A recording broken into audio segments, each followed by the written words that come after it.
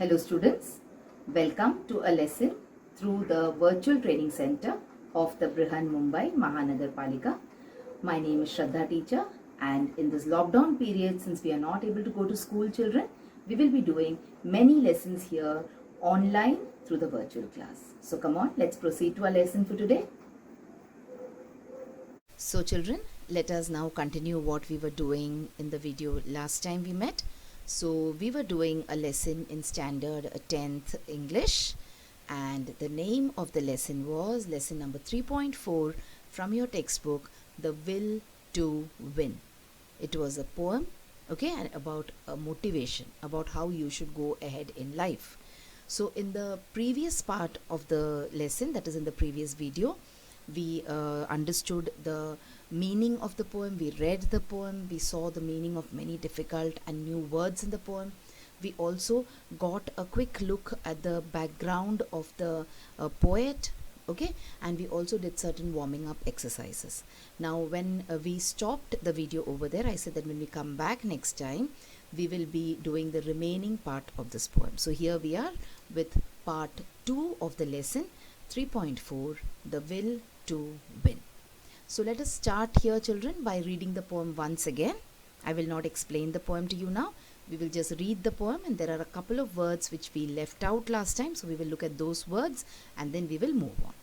So if you want a thing bad enough to go out and fight for it, work day and night for it, give up your time and your peace and your sleep for it. If all that you dream and scheme is about it, and life seems useless and worthless without it. If you gladly sweat for, fled for, and plan for it, and lose all your terror of the opposition for it. Okay, so in this page we came to understand that if you need something really badly, then you think all the time about it, and you should plan all the time about it. You should give up your sleep, you should give up your peace, okay, and it should seem that your life will be useless or it should be worthless if you do not achieve this particular dream or this particular plan of yours. And then in the next part of the poem, we also saw what are the positive things which can take you towards your goal and what are the negative things which can hold you back. So if you simply go after that thing that you want with all of your capacity, strength, sagacity, faith, hope and confidence and stern pertinacity, if neither cold or poverty, famished or gaunt, or sickness or pain of body and brain can keep you away from the thing that you want. So in the first 3 lines we saw what are the positive qualities that will take you towards your goal, and in the next 4 lines we saw what are the negative qualities which can hold you back. Now in these last 2 lines there were 2 words which we did not consider when we saw the meaning last time, so let us look at their meanings and then we will go on. If dogged and grim you besiege and beset it, with the help of God you will get it. So if dogged and grim you besiege something means in a way it means to surround something, or in the language of war, in the language of soldiers, it means to lay siege, okay, to surround someone from all the sides and to trap someone. But here in this poem, besieging means this plan, this idea that you have, you cover it from all sides and you keep it very close to your heart. And beset, now what will be the meaning of beset here? Beset means to be very persistent, okay. Actually beset could means to trouble someone again and again, be persistent in troubling someone. But here in this particular you can say context, we will say that you surround your plan or your idea or your dream, that is, you internalize it and you be persistent at achieving it. At the same time you will take the help of God also. So this was the poem by Burton Braley that we discussed last time. Now let us move on and do certain exercises which are there as part of this poem. So here, how can we achieve success in life? You're supposed to complete these boxes by filling in the essential qualities which are required for achieving success. We saw this last time also, but let's do a quick revision because this is the main point of the poem. This is the main, you can say, crux of the poem. So according to our poet Burton Braley, what are the requirements for success? Hard work, of course, is the most important requirement for success. After that, you have the will to win, that is your determination to win, or you can say the drive from inside which will make you win finally one day or the other, the determination, and also perseverance. So all these qualities are required if you want to be successful in life. Okay, let's move on and let us see the next one now. In order to achieve success, the poet wants us to do what all things? So the poet wants us to go out and fight for your dream. The poet wants us to work day and night for our dream. And also the poet wants us to give your time, your peace, and your sleep for it. So all these things we learned when we did the video last time, and this is the main point, or you can say the main summary of our poem that we did. Now this is in short the mantra that Burton Braley has given in order to succeed in life. So if you want success, you have to go and get it. Okay, it will not come to you. You have to work hard and tirelessly towards achieving what you really desire. So all these things we saw last time, children. Now let's start afresh and let's do some new exercises here. So what are the strengths that are mentioned in the poem which will help you achieve your dream, and what are the weaknesses that has been given in the poem? So let us see. What are the strengths? What do you think? Working day and night is one strength. After that, just pause the video and try to figure out the answers yourself, and then come back and check what the answers I'm giving you. So work day and night. When you work towards your goal day and night, that is one strength that you can have. Then when you give up your peace, that is when you stop being lazy, you stop being peaceful, you stop lying around and you start working. Okay, so you're giving up your peace, that is your strength. When you give up your sleep, that is your strength. Giving up your sleep doesn't mean that not sleeping at all in all the 24 hours. It means that giving more importance to your work than to your sleep. Okay, and then the last strength could be to dream about your goal. So all these are the strengths which will take you towards your goal. What could be the weaknesses that will keep you away from your goal? It could be sickness, it could be poverty, okay, it could be hunger, or also physical pain. Now sickness is something which we cannot control, children. Suppose you fall sick, then what happens is your body becomes weak, and then your mind becomes tormented and you're not able to work towards your dream. Alright, poverty is something which might hold you back, because when you're poor you might not have money. Sometimes to fulfill dreams it is also important to have some money or some financial strength also. And of course hunger, when you're poor you don't have things to eat, so you're hungry, and there you don't get enough of, you can say, strength in order to work towards your dream or your goal. And finally it is physical pain, which is similar to sickness. So this was your strength and your weaknesses which you can which can take you towards your goal or you keep you away from your goal. Now listen to the poem carefully. We have already done this twice. We did it in the previous video also, and here again we read the poem quickly so that you remember what the poem is about. So listen to the poem carefully and state whether the following statements are true or false. Okay, now there are two parts to this exercise. One is you have to state whether the following statements are true or false, and second is you have to correct the false statements. So the first one I will do for you. We will identify whether the statement is true or false, and correction of the false statement will be your assignment. You will do it as part of your assignment. So if you want a thing, you should not give up your sleep. So is this statement true or false according to the poem? Okay, this statement is false. So what should be the correct statement? With context to the poem you will write here. Okay, you should be afraid of opposition. Point B. Is this right or is this wrong? Yes, it is wrong. The third one, cold or poverty cannot keep you away from achieving your goal.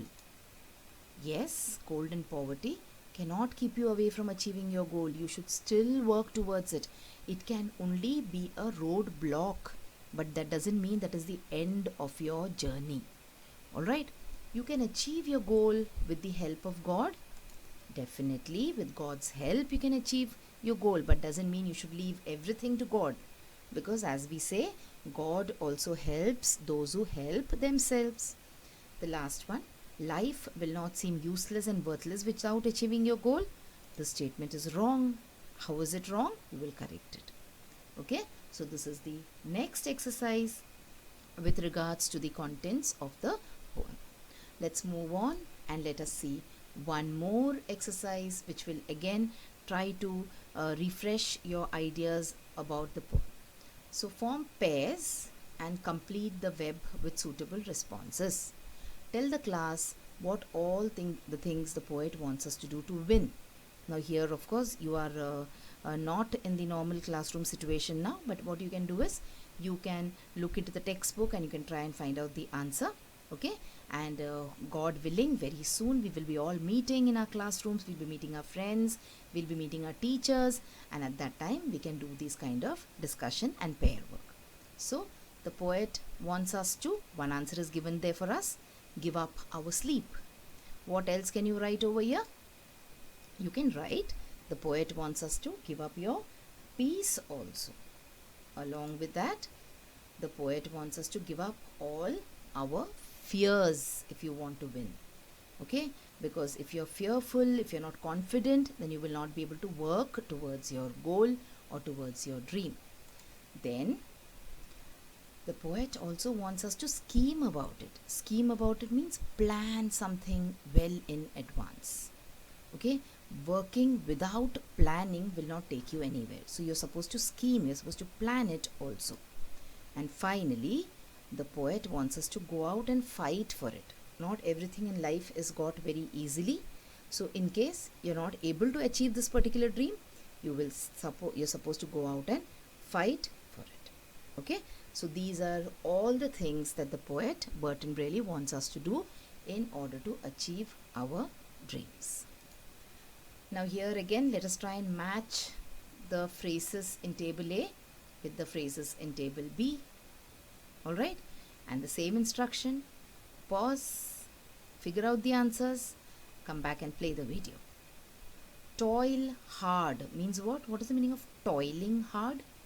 Toiling hard is a phrase which means to work day and night for it, for something. Okay, toiling hard means to work hard. Get rid of all. Get rid of all means to lose all your terror of the opposition for it. So you have to give up all your fears. Before you start doing something, you start wondering, will I be able to complete it? What will my friends say? What will someone else say? What will my neighbors say? So lose all these fears. Get rid of all these fears. Extremely poor condition means it is associated with neither poverty nor cold, famished. So you will, whatever condition you are in, extremely poor condition means you're cold, you are poor, you're hungry. But even that should not keep you away from winning. Need something desperately means what? If you want something bad enough, you want something very badly, you need something desperately. Okay, so this is the next exercise on matching. We have matched the ideas related to the contents of the poem itself. Let's move on to the next exercise, and here we come to our figures of speech. So whatever exercises we will do now are all related to figures of speech. So in the poetry, when words or ideas are arranged in the ascending order of importance, then it is an example of climax. Okay, so let us try and understand what the figure of speech climax is. Now there is one question over here, or one small assignment which I will pass it on to you. So you are supposed to pick out 2 examples of climax from the poem. So what I will do is, I will try to explain the meaning of climax to you, and I will try to show you certain examples, okay, from outside the textbook. So once you understand the idea and the concept, your homework is to pick out 2 examples of climax from the poem itself. Okay, so come on, let's try and understand what is climax. So it is a figure of speech in which a series is in a certain order. So a certain order. So it could be in increasing order, and it could be of you can say something which is a quality or something which is a quantity. Okay, so let us see further. So it is a progression from lesser to a greater degree, either of quality or of quantity. So it is in a particular order. Particular order means order of progression from low to high. So you can say ascending order. Alright. Climax means when you start and you move towards the end. That end is called as the climax. So in the figure of speech also, climax means something which progresses from lesser to a greater degree, either of quantity or of quality. So let's see some examples here. So I began by sitting in a chair, then driving a car, then bam, I was at the controls of a spaceship. So see here, how did I start my life? I started my life by sitting in a chair, which is like very ordinary. Afterwards, I started driving a car, so I sat in the chair or the seat of a car. And then from a car, directly I was controlling a spaceship. So you see, I went from a chair to a car to a spaceship. I progressed, isn't it? So this is an example of climax. Okay. Now, see one more example. Very, very famous, you can say, saying, I came, I saw, I conquered. So first you came, you arrived at a place, you understood, you studied the place, and then you conquered it. Okay. And then you have, he begs, he lies, he steals, he kills for gold. So the lowest, you can say, quality of bad quality that he has is he begs. Alright. And then he lies also, and then he steals, and finally he can even kill someone for gold. So see how this is progressing from a lesser quality to a higher quality. So it is an example of climax. So now you try and find out 2 examples of climax from your textbook. Okay, let me help you with the first one here. So see, if you gladly sweat for it, fret for it, and plan for it. Okay, so first you're sweating, then you're fretting, you're worrying, and then you're planning, and then you're losing all your terror and opposition. And then you simply go after that thing with your capacity, strength, sagacity, faith, hope, confidence. So see how the idea is in the increasing order. Alright. So these are examples of climax from the video. Then when some words, we come to the next figure of speech here. When some words in the line of a poem express the same idea in different ways, then we say it is tautology. Okay. So let us see what the meaning of tautology is.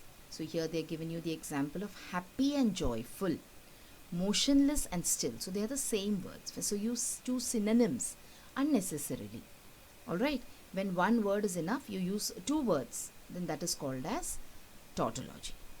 For example, see, tautology, the meaning is repeating for no reason.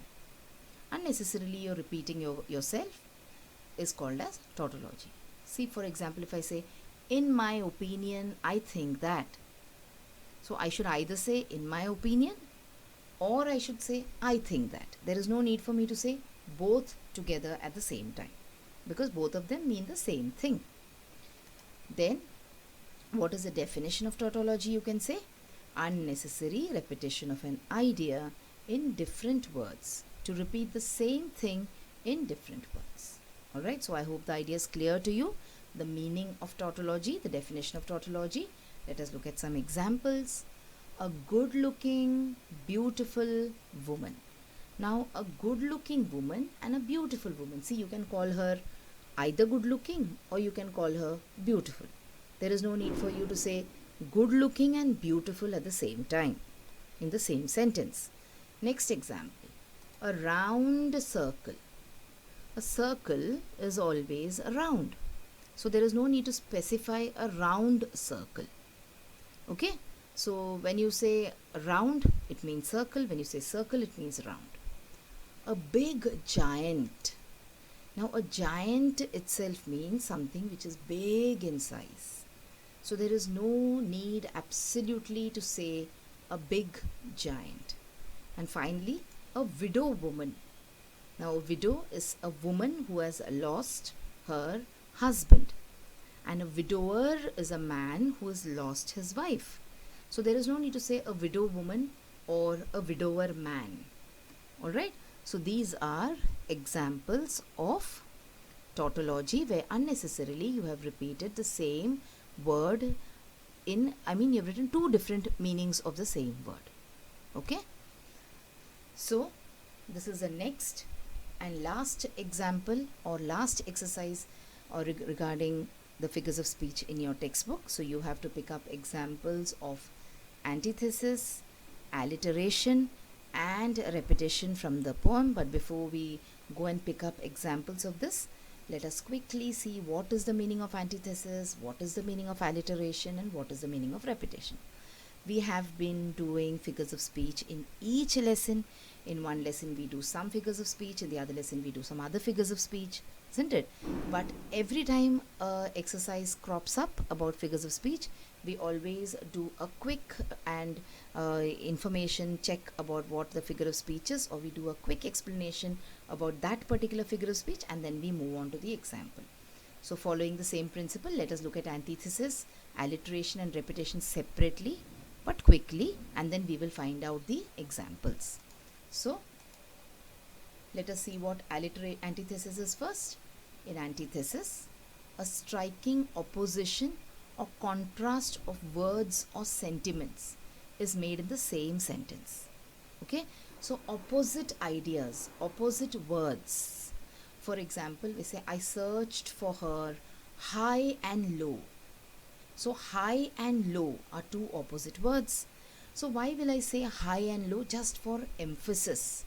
So it is employed to secure emphasis, just to make the listener understand or to make the listener realize how serious I am about searching for her. Okay, so it is a use of opposite words or contrast ideas in the same sentence. See, man proposes, God disposes. So proposing and disposing are opposite ideas. Next example, to err is human, to forgive is divine. So here you can say human and divine. These are two opposite ideas. Human means human beings, divine means something related to God. Speech is silver, but silence is golden. You have two examples of antithesis in the same sentence here. Speech and silence, silver and golden. He had his jest and they had his estate. Okay, so he and they, opposite ideas you can say. Alright, so these are all examples of antithesis and also the meaning of antithesis we saw just now. Moving on to the next figure of speech, that is alliteration. So what is the meaning of alliteration? The use of the same sound at the beginning of words that are near to each other. So these sounds are usually the consonant sounds. Let us look at some examples. See, Sarah's 7 siblings like to sing. So see, the sound of the letter S, the consonant S is repeated. Sarah's 7 siblings like to sing. So this is an example of alliteration. Let us look at a few more examples. See here, epic elephants eat edible eggs. E, the sound of the letter E is repeated here. Sheila's sons sung solo. So here Sheila's has been underlined by mistake. Sons sung solo. Okay, Sheila sound is different. So sons sung solo. The sound in the alphabet, letter of the alphabet S. He's been known to frequently follow football. So the sound of the letter F has been repeated here. Okay children, so these are all examples of alliteration.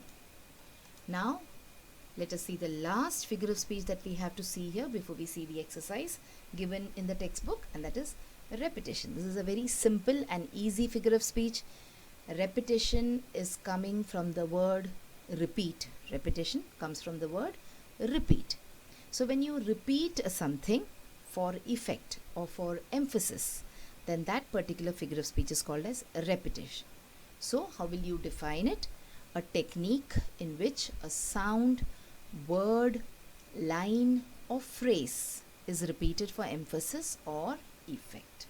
Okay, for example, I looked upon the rotting sea and drew my eyes away. I looked upon the rotting deck and there the dead men lay. So I looked upon the rotting. Repeated, very simple, is an example of the figure of speech repetition.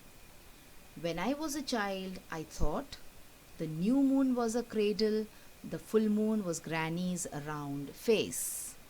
The new moon was a banana, the full moon was a big cake. So here the new moon, full moon has been repeated. So it is an example of repetition. Now we come to our exercise for which we did all these explaining part, and let us pick up some examples of antithesis, alliteration and repetition. So antithesis, we have work day and night for it. So see, day and night are opposite concepts. Alright, what about alliteration? Let us pick up one example of alliteration also. So yes, in antithesis, work day and night are contrasting ideas. Alliteration, of body and brain. So see, B, the sound of the letter B is repeated. What about the last one? A repetition. So you have, if you gladly sweat for, fret for and plan for it. So which is the word which has been repeated? Yes, it is for. Sweat for, fret for and plan for it. Okay. So children, this was part 2 of the poem 3.4, The Will to Win. In this poem, the first part, we saw what the meaning of the poem is.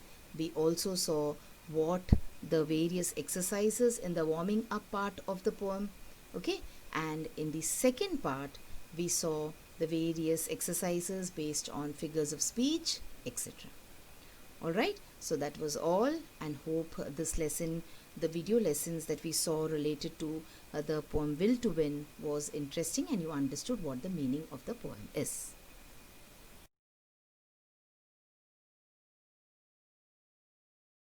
So children, wasn't that a wonderful video, and did you enjoy watching it? So if you want to watch more such videos in future, then please like this video and also subscribe to our channel, the MCGM Portal for Education, and also hit the bell button so that you get notified whenever I upload a new video here. Thank you so much for now. Let's meet again soon.